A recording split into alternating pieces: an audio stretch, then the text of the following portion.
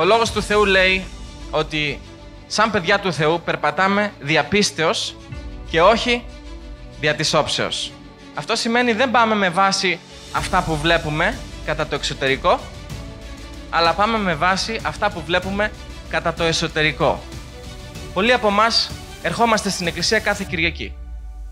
Βλέπουμε τον άνθρωπο του Θεού που κηρύττει το Λόγο του Θεού και μετά προσεύχεται για τους αρρώστους. Προσεύχεται για αυτούς που έχουν διάφορα προβλήματα. Και βλέπουμε μπροστά στα μάτια μας να λαμβάνουν. Και όταν έρθει η σειρά μας να λάβουμε την προσευχή, αρχίζουμε και σκεφτόμαστε, άραγε θα γίνω καλά, άραγε η κοιλιά μου που πονάει θα περάσει, άραγε αυτό το πνεύμα που με βασανίζει θα μ' αφήσει, ή θα πρέπει να ξανάρθω την άλλη φορά, ή θα πρέπει να ξανάρθω του χρόνου, ή θα πρέπει να ξαναβγάλω εισιτήριο, να ξαναβγάλω βίζα, να έρθω όλη αυτή τη διαδικασία, να κλείσω ξενοδοχείο από τη χώρα μου και να ξανάρθω. Τι σημαίνει ένα βλέμμα πίστης? Ένα βλέμμα πίστης σημαίνει ένα βλέμμα γεννημένο από την πίστη. Δηλαδή ένα βλέμμα γεννημένο από τον Θεό.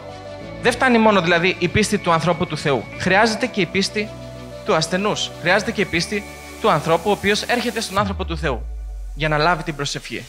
Ένα βλέμμα πίστης εκθέτει αυτό που είναι κρυμμένο στα φυσικά μάτια. Αν μπορούσαμε εμείς τα παιδιά του Θεού να έχουμε πάντοτε ένα βλέμμα πίστης, σήμερα θα είχαμε γλιτώσει από πολλά προβλήματα στη ζωή μας. Πολλοί από εμάς, για παράδειγμα, όταν είναι η ώρα να παντρευτούμε, λέμε «Αχ, τι καλή αυτή, τι νοικοκυρά αυτή, τι καλή, τι ευγενικιά, πόσο καλό κορίτσι είναι και από καλή οικογένεια και ο πεθερός έχει χρήματα και η πεθερά έχει χωράφια και κτήματα και ό,τι πρέπει, πω ευκαιρία, λαχείο». Και μετά μόλις παντρεύονται, το λαχείο αρχίζει και βγάζει γλώσσα και μιλά και λέει «Σήκω κάτω, σήκω πάνω, κάτσε κάτω, σήκω πάνω, κάτσε κάτω». Και λέει πω, τι ήθελα και παντρεύτηκα, λέει. Αυτή δεν είναι άνθρωπος. Παντρεύτηκε γιατί έβλεπε κατά το εξωτερικό. Δεν έβλεπε με τα μάτια της πίστης. Παράδειγμα λέω τώρα. Δεν λέω ότι είσαι εσύ αυτός που παντρεύτηκε. Αμήν. Ή πάει κάποιος να αγοράσει ένα αυτοκίνητο και μπαίνει μέσα στη μάντρα αυτοκινήτων και του δείχνουν εκεί ένα αυτοκίνητο γυαλισμένο με το κερί και λέει πω τι ωραίο αυτοκίνητο και πώς γυαλίζει και σου λέει ο πολιτής εκεί αυτό το αυτοκίνητο τυχερός είσαι, το είχε ένας παππούς, μόνο 5.000 χιλιόμετρα έκανε, καινούριο το κουτιό είναι. Και μόλις το αγοράζεις, με το που πας από εδώ μέχρι το φανάρι, σου μένει στα χέρια το αυτοκίνητο. Και λες καινούριο του κουτιού και μου έμεινε στα χέρια. Έχω ακούσει περίπτωση με το που αγόρασαν το αυτοκίνητο, πάνε μέχρι το φανάρι και σβήνει τα μάξι και δεν ξαναπαίρνει μπρος. Φράκαρε εκεί, κόλλησε η μηχανή. Α, λέει τώρα, το αγόρασες. Μετά την απομάκρυση από το ταμείο, ουδέν σφάλμα αναγνωρίζεται. Τι λέει ο Λόγος του Θεού? Ό,τι σπέρνει ο άνθρωπος, αυτό και θα θερήσει. Άμα σπέρνεις με ειλικρίνεια, θα θερήσεις με ειλικρίνεια από τον Θεό. Αμήν. Ο καθένας μπορεί να προσευχηθεί, ο καθένας μπορεί να νηστέψει, ο καθένας μπορεί να ψάλει, ο καθένας μπορεί να χορέψει στην παρουσία του Θεού, αλλά μόνο ένας ψαλμός πίστης, μόνο ένας χορός πίστης μπορεί να ελκύσει την προσοχή του Ιησού Χριστού. Όταν βλέπεις την κατάστασή σου κατά το εξωτερικό, η κατάστασή σου θα γίνει μεγαλύτερη από ό,τι μπορείς να χειριστείς. Έχουμε τόσα παραδείγματα στην Αγία Γραφή. Με ανθρώπους, άντρες και γυναίκες του Θεού, οι οποίοι βλέπανε με τα μάτια της πίστης και κάναν φοβερά σημεία και τεράστια. Και έχουμε και μερικές περιπτώσεις, όπως ο Γεδεών, οι οποίοι θέλουν να βλέπουν κατά το εξωτερικό. Θέλουν να βλέπουν με τα φυσικά τους μάτια. Επειδή έβλεπε την κατάστασή του κατά το εξωτερικό, έβλεπε ότι ήταν δούλοι, έβλεπε ότι ήταν σκλάβοι, ότι οι Μαδιανίτες είναι τα αφεντικά, ότι οι Μαδιανίτες έχουν όλα τα δικαιώματα και ότι αυτούς δεν τους πέφτει καμία μερίδα στη χώρα τους. Και πίστεψε ότι θα ζήσει το υπόλοιπο της ζωής του σαν σκλάβος.